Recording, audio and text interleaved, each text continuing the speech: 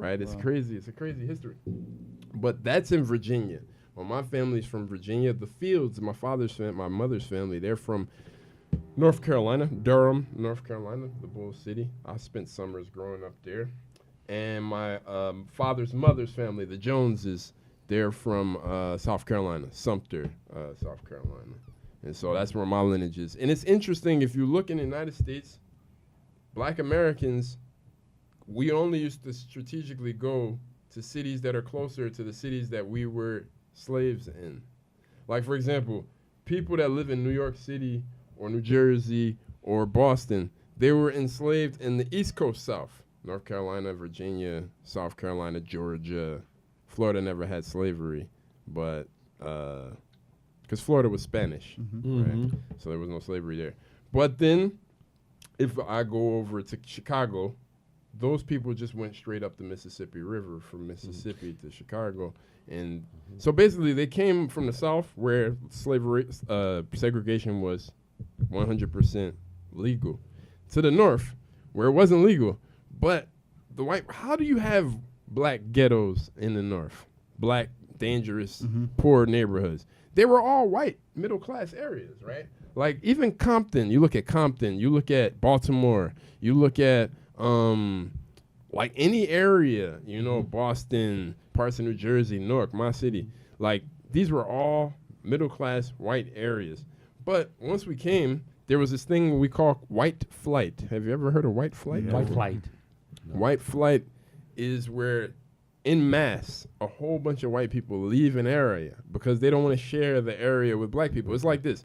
If I moved to the area, it was a middle-class area, I can probably charge, I'm not going to talk about the money at that time. I'm going to talk about the money now. I could charge about $400,000 for this house. This is in today's money. But once I come as a once my black family comes, now that price is now my house is worth probably like $250,000. We lower the property value because the white people leave because they don't want to live.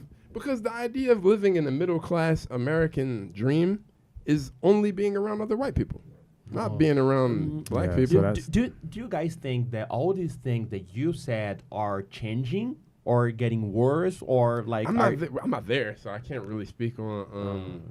I can't speak on how it is. You know what I mean? Do you know? Have you watched the video of Chris Rock talking about that?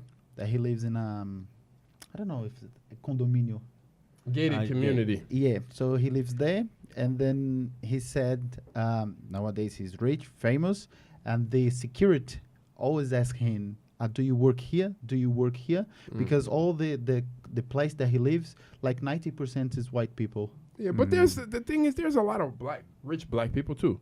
You know what I mean? But the thing is, like, most people aren't rich, you know, but there are a lot of rich black people. So when rich black people complain about stuff like that, I'm like, okay, you go through that, but you live where you want to live. You could buy a mansion in the middle of the woods somewhere. You know what I mean? That's your situation right now. There's a lot of people who are rich and they don't live in condominiums and stuff like that. Yeah. If I was rich, I wouldn't live in no damn condominium. I'm gonna have me a mansion. I think it's interesting. I guess what's going on with the neighborhoods and the neighborhood makeup of these cities and these towns and the suburbs of the United States, because historically, like Jordan was saying, that the suburbs were an area where people would live that American dream with the house and the white picket fence and, you know, be away from the inner city. But like that's inefficient because you have to drive everywhere. So you spend most of your day driving, and you're so isolated. It's not walkable, so it doesn't really become efficient to live in a suburb. So a lot of people are moving from suburbs to cities. Yeah. So a lot of like middle class white, you know, people are moving to like larger cities like New York, Chicago, you know, LA. What's that doing? And that's pushing like a lot of minorities, black people, Hispanic people, out of these cities and into like suburb areas. So like the inverse is happening because historically before, a lot of like black people and other minorities, they lived inside the larger cities like New York, Chicago, and Washington, D.C. That's like a huge one. But now, like, since people are saying, the suburb life is different. Like it's boring.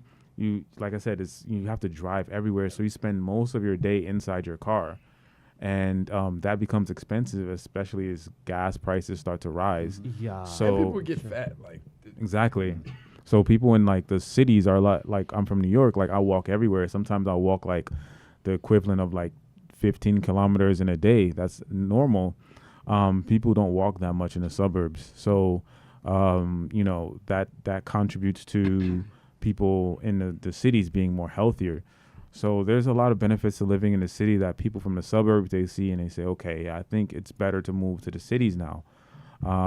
So what that does is it causes like these large hikes in the prices of housing, and the people there are like unable to afford the housing, so they start running to other areas. Like for example, a lot of people in New York right now, they're moving to Atlanta, they're moving to Washington D.C., they're moving to North Carolina, they're moving a lot of places down south because New York has become so expensive. not only New York, New Jersey too. Yeah, Like, yeah, definitely New Jersey. California, right? California is hell expensive as well. yeah, Isn't it? I imagine. I've never been Yeah, there, there's- but from what I hear, Yeah, but Yeah. like I've heard, I've read many things about it. Like it's impossible to live in if you're not rich, yeah. Right. and that there are a lot of people who like they have ordinary jobs, so they're not able to get it. An interesting statistic I read was about 10,000 people a month move from California to Texas. Yeah, Texas.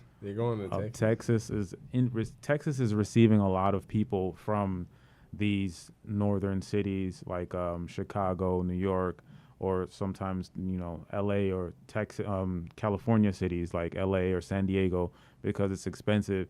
And what that's doing is interesting because it's also changing the politics of the people that live in these areas. So a lot of these red states, which are Republican, are becoming more blue now because people are moving Meaning from Democrat. Yeah, so it's interesting because a state like Texas, which is like historically red, is now becoming a lot more blue because of cities like Houston, Austin, even Dallas. There's a lot of people moving into those cities, and these are like new voters that are like a lot of them are coming from Democratic areas, so they're making the cities and the states overall more blue. So it's just an interesting change that's going on in the United States right now. That's got to be so irritating to those Republicans in Oh, Texas. yeah, it is. How dare you come here with your leftist Democratic ideas, right? But Texas is a place where he talked about a city like Houston. These are hellholes to me because, like, when you talk about suburbs, the whole city of Houston is just a whole bunch of different suburbs. Like it's like Houston to me is like 25 or even more different cities, Yeah, it right? is. And you got to drive on these super huge highways to get to little different places. Not like you got Sao Paulo, you have Centro, and you have neighborhoods, and it's expensive, which in itself is not the best situation either. I love Sao Paulo, but it's just too much urban sprawl for me. The more and more I live here, the more I feel crushed. I don't feel so crushed because I live right next to a big, nice park, so I can go to the park and just like relax. Yeah, you relax, chill out.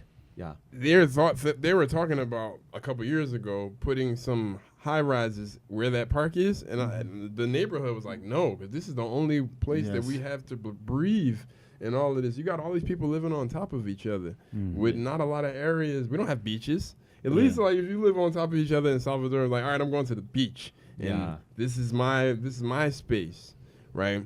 I'm not gonna go to Ibirapuera. Ibirapuera. Itaquaquecetuba. I can say that. Oh yeah, good. That's good. where I'm from. I born there. Itaqua? Yes. Yeah. It's funny story about Itaqua. It was an indigenous place. So the flag of Itaqua is a priest and a indigenous person. I say Indian, but Indian is Yeah, different. yeah. Well, in Portuguese, it's Indian, right? But Well, it's that indigenous Jay-Z. No, I'm not gonna say that. I was gonna say he said red dot or feather, but that's so ignorant. Let's just keep going. Yeah. Oh, yeah, But